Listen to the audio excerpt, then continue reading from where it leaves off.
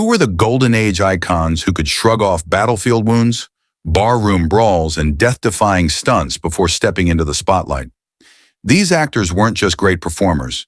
They were forged by war missions, circus falls, and chain gang escapes that made their on-screen toughness feel blisteringly real. Stick around to hear the jaw-dropping stories that studios tried to soften, but history refused to forget. Smash that like, subscribe, and let's dive into the untold grit behind Hollywood's toughest legends. John Wayne. The desert air over Monument Valley prickled with heat when a young Marion Morrison first mounted a horse for Stagecoach in 1939. By Rap Day, America no longer saw a film student turned prop boy. They saw a 6'4" pillar named John Wayne. Wayne wasn't just large, he was immovable. He insisted on riding through real dust storms, broke ribs during a river scene, and waved off medics to finish the shot. Away from the camera, he roped cattle, played rough football with stuntmen, and survived a decade of lung-searing studio smoke that would hospitalize lesser actors. World War II found him trying and failing to enlist because of old injuries, so he toured frontline bases instead, hauling 16mm reels on his shoulders to entertain troops. No bodyguards, no complaints. The toughness translated into a mythic screen dominance. Whether in The Searchers or True Grit, he stood for the frontier's last, lonely moral line. In a fragile post-Depression America, that steadiness became national therapy. Box office records fell, and Wayne's granite swagger molded the modern action blueprint. Humphrey Bogart. Picture a dim gin joint at 3 a.m. A man with a puckered lip scar leans over the felt table, eyes flinty as the cards he deals. That scar, earned when a Navy prisoner swung at him during World War I, defined Humphrey Bogart long before Casablanca. Bogey was only 5 feet 8 inches, yet he survived knife fights in Hell's Kitchen, outdrunk heavyweight sailors, and once staged a one-man sit-in at Warner Brothers after executives tried to shave his pay. On screen, he refused fake punches. Co-stars felt the real sting in takes for the Maltese Falcon, and he laughed when director John Huston warned of broken bones. Off-screen, he kept a .32 in his dressing room and personally walked Lauren Bacall to her car after stalkers threatened her life. This unfiltered rawness poured into Rick Blaine, Sam Spade, and countless loners who shaped the DNA of film noir. Bogart's toughness wasn't muscles, it was resolve, and it showed post-war audiences that moral courage could fit inside a trench coat and nightclub smoke. James Kagny. A muggy summer evening, 1931. Crewmen scatter as James Kagny slaps co-star Mae Clarke so hard her ears ring. For real. Tiny by leading man standards, Kagny grew up street fighting on New York's Yorkville corners, slipping brass knuckles in his pocket before dance rehearsals. The dancer's footwork made him a blur in bar tussles and in Public Enemy, where he slammed a grapefruit into Clarke's face without a prearranged cue. Mobsters loved it. So did audiences who sensed authenticity. During World War II, he ignored studio pleas to avoid controversy and formed Hollywood's first major actors union battalion, daring producers to blacklist him. They didn't. He was too bankable.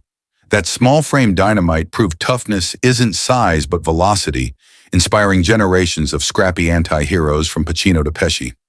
Robert Mitchum. Arrested at 14 for vagrancy, Robert Mitchum hammered rocks on a Georgia chain gang before escaping under gunfire. Drafted into the Army in '45, he shipped out, got wounded, and joked about the shrapnel while lighting a cigarette. His half-awake drawl masked nerves of steel. He performed his own cliff dives in Thunder Road and let real dogs snap at him in Night of the Hunter to keep fear in his eyes. When police busted him for marijuana in 1948, a career-ending scandal then, Mitchum shrugged, served 60 days, and returned to smash the box office with Out of the Past. That nonchalance toward pain and prison rewrote the rules of masculinity. Cool could be tougher than rage, a template carried forward by Eastwood and Keanu Reeves alike. Charles Bronson. Deep beneath Pennsylvania coal seams, 10-year-old Charles Bukinski swung a pick for pennies. The carbon dust thickened his lungs and thickened his will. By 18, he was a World War II B-29 tail gunner, surviving 25 bombing runs over Japan, a post with a 50% fatality rate. Hollywood later rechristened him Charles Bronson, but the iron stare never changed. In The Magnificent Seven, he volunteered to be dragged behind a live horse, rope searing his wrists raw. Off-set, he sparred bare-knuckle with Steve McQueen for fun. Each punch a challenge, neither backed down from. Bronson's granite visage told blue-collar audiences they had a champion, a silent guardian whose toughness was born in soot, tested in war, and immortalized in Death Wish, sparking the vigilante film craze. Lee Marvin, Midnight, Santa Monica Pier. Lee Marvin, already limping from a bullet that shattered his sciatic nerve on Saipan, breaks up a bar fight by literally throwing two sailors into the surf. Marvin carried the Purple Heart's weight with zero sentimentality. He claimed violence was just part of the job. Directors exploited it. For The Dirty Dozen, he demanded real explosives so close that he singed his hair, refusing earplugs so dialogue stayed audible. Off camera, he crashed motorcycles, broke his nose 6 times, and once lost a tooth-slugging John Wayne during a friendly debate about poker rules. Marvin's ragged authenticity made audiences believe the carnage of war movies, shifting Hollywood's portrayal from glamorous battles to raw grit that Vietnam-era viewers recognized. Steve McQueen, picture a roaring Mustang on San Francisco's Russian Hill. Behind the wheel, Steve McQueen's grin is feral. That chase in Bullet was only possible because McQueen spent weekends racing AMA motorcycles and once survived a 100-mile-per-hour desert crash that left his back riddled with cactus spines. Orphaned, jailed for petty theft, and beaten in reform school, he joined the Marines and turned his life into a redemption arc. On The Great Escape, he performed every jump except the final fence. Insurance blocked it. Yet he still slid across barbed wire bare-armed to keep the shot. Cancer tried to stop him later. He raced anyway, setting a 12-hour endurance record months before surgery. McQueen made risk look zen, teaching Hollywood that toughness could be cool, laconic, and forever hungry for the next gear shift. Kirk Douglas. Long before the cleft-chinned rebel shouted, "I am Spartacus," Kirk Douglas was a ragged kid from the New York slums who pawed scrap metal to buy bread. The Navy toughened him further. In 1944, his destroyer escort was struck by a Japanese kamikaze. Douglas dragged 2 stunned shipmates clear of the exploding galley. Post-war Hollywood found him ferociously ambitious. He broke his nose sparring with crew boxers on Champion, refused a stunt double for a 20-foot fall in the Vikings, and once fractured a vertebra when a horse toppled during Lonely Are the Brave. Douglas saw pain as dues. During Paths of Glory, he ordered live artillery blanks inches overhead to keep his face honest. That raw conviction powered his crusade against the blacklist, risking his career by secretly bankrolling Dalton Trumbo's credit. The result? Douglas fused moral backbone with physical resiliency, framing a template for the modern activist action star, Bert Lancaster. Picture a 19-year-old Bert Lancaster hanging upside down midair in a carnival trapeze act. No net, only muscle control. That circus grit carried him through World War II as an army medic, lugging wounded men across African sandstorms. Hollywood scoffed until they saw him hurl Deborah Kerr into the surf for From Here to Eternity, a scene he rehearsed in pounding waves until his ribs bruised purple. On trapeze, he reclaimed his circus roots, performing a triple somersault 60 feet above a concrete floor, ignoring studio insurance protests. Lancaster later organized his own production company, wrestling budgets and egos with the same iron grip. His blend of athletic grace and combat-tested nerve expanded the very definition of leading man, proving heroes could be both poetic and terrifyingly real. Jack Palance. Before Hollywood noticed his granite cheekbones, Vladimir Palance, stage name Jack Palance, flew B-24s over Germany. When an engine fire forced him to bail out at 7,000 feet, the impact smashed his face, requiring reconstructive surgery that forged his trademark gaunt look. A former heavyweight boxer, Palance insisted on real body blows opposite Brando and One-Eye Jacks, leaving both actors bleeding. During Shane, he galloped a skittish stallion down a steep ravine, take after take, because he felt the scripted slope wasn't deadly enough. Off-camera, ranch life filled his downtime, branding cattle, mending fences, and once fist-fighting a rattlesnake to protect a foal. Palance's lived danger injected nihilistic menace into every villain he played, influencing the muscle and method school later embraced by De Niro and Day-Lewis. Ernie Borgn.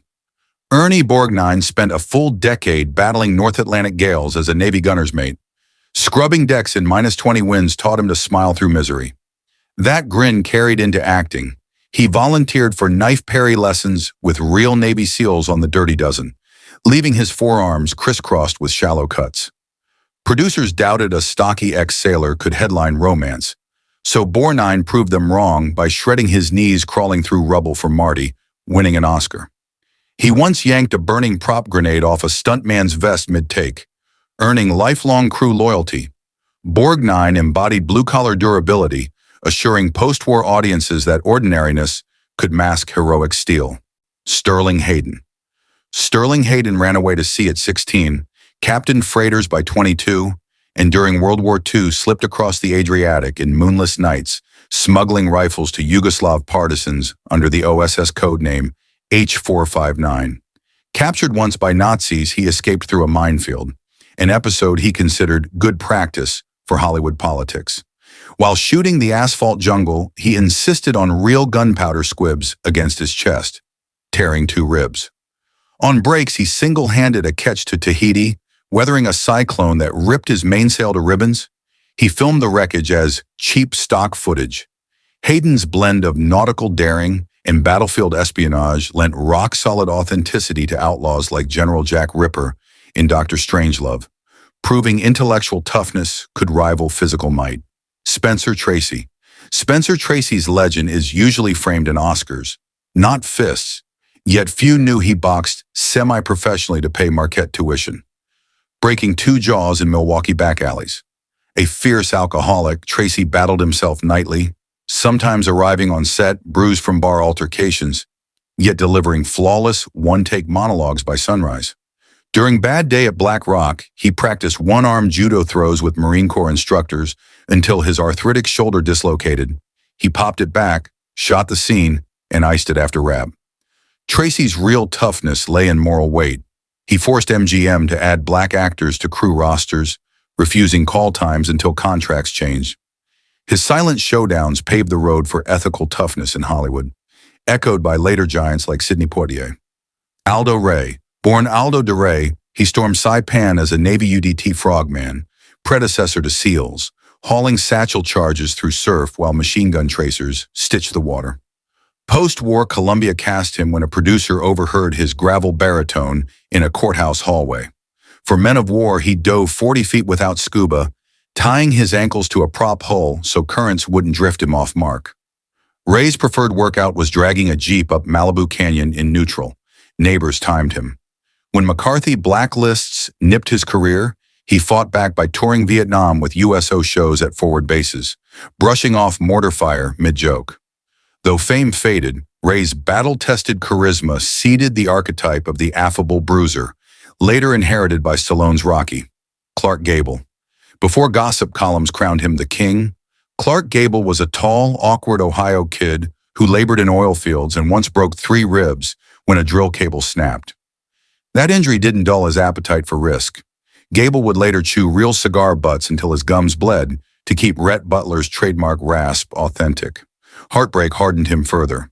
When wife Carol Lombard died in a 1942 war bond crash, Gable enlisted at 41, demanding combat duty.